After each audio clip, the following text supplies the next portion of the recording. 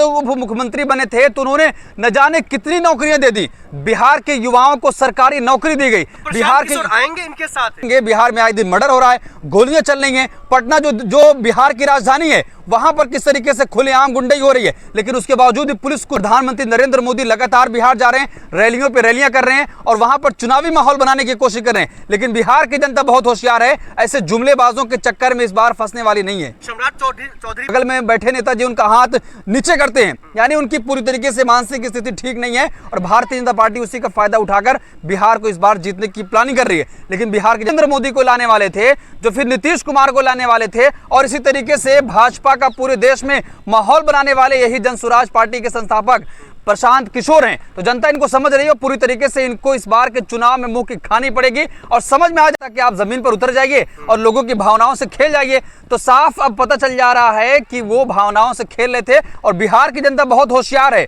बिहार की जनता ऐसे तमाम लोगों को समझ चुकी है कि जो 2014 में नरेंद्र मोदी को लाने वाले थे, जो फिर नीतीश कुमार को लाने वाले थे और इसी तरीके से भाजपा का पूरे देश में माहौल बनाने वाले यही जनसुराज पार्टी के संस्थापक प्रशांत किशोर हैं। तो जनता इनको समझ रही है, पूरी तरीके से इनको इस बार के चुनाव में मुंह की खानी पड़ेगी और समझ में आ जाएगा कि चुनाव जीतना उसके बाद रणनीति बनाना दोनों अलग अलग चीज है। जिस तरीके से वो लगातार कह रहे हैं जो मैं बैक फुट पे आऊं, हम लोग नहीं जीत रहे, तो वो किसी दल के साथ जा सकता है, चाहे वो आरजेडी हो या फिर जेडीयू हो।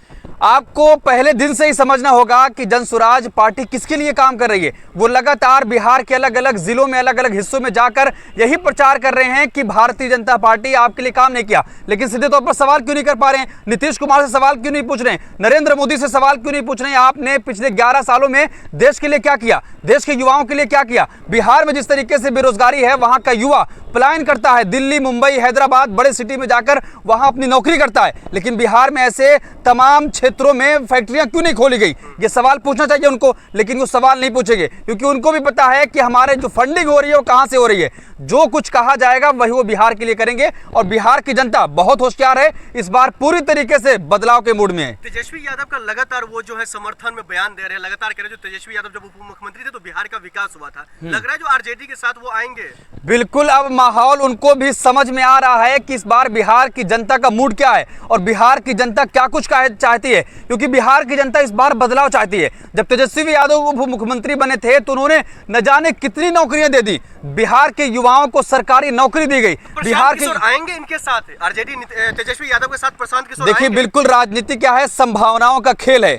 तो अगर प्रशांत किशोर को यह समझ में आएगा कि बिहार की हवा इस बार तेजस्वी यादव के साथ बह रही है तो वो किसी भी सूरत में तेजस्वी यादव के साथ आने की पूरी कोशिश करेंगे। लेकिन अब आरजेडी को यह समझना होगा कि वो तेजस्वी यादव को साथ साथ क्या प्रशांत किशोर को लेती है कि नहीं। जिस तरीके से बिहार का माहौल पूरी तरीके से बदल रहा है, प्रधानमंत्री नरेंद्र मोदी लगातार बिहार जा रहे हैं, रैलियों पे रैलियां कर रहे हैं और वहां पर चुनावी माहौल बनाने की कोशिश कर रहे हैं। लेकिन बिहार की जनता बहुत होशियार है, ऐसे जुमलेबाजों के चक्कर में इस बार फंसने वाली नहीं है। सम्राट चौधरी पर लगातार वो सवाल कर रहे, कह रहे हैं जो बिहार का क्या विकास हुआ पिछले कई सालों से वो साफ तौर पर बताए, या सम्राट चौधरी नहीं बता पा रहे तो मोदी जी खुद बताए। इस तरीके से सवाल कर रहे हैं प्रशांत किशोर। बिल्कुल, सवाल तो पूछा जाएगा भाई, सत्ता जिसकी है सवाल उसी से पूछा जाएगा। प्रशांत किशोर ये सवाल कर रहे हैं ना, आप लोग लगातार आरोप लगा रहे हैं जो वो बीजेपी के लिए काम कर रहे, बीजेपी के समर्थन में वो रैलियां निकाल रहे, इसलिए वो सवाल पूछ रहे बीजेपी से ही। कुछ तो जनता को दिखाने के लिए करना पड़ेगा ना, ताकि जनता पूरी तरीके से आप पर यह भरोसा कर ले कि आप भारतीय जनता पार्टी के हैं, ताकि लोगों को यह पता चले कि आप जनता के लिए काम कर रहे हैं। तो कहीं ना कहीं जो बिहार की जनता है इस बार पूरे बदलाव की मूड में है,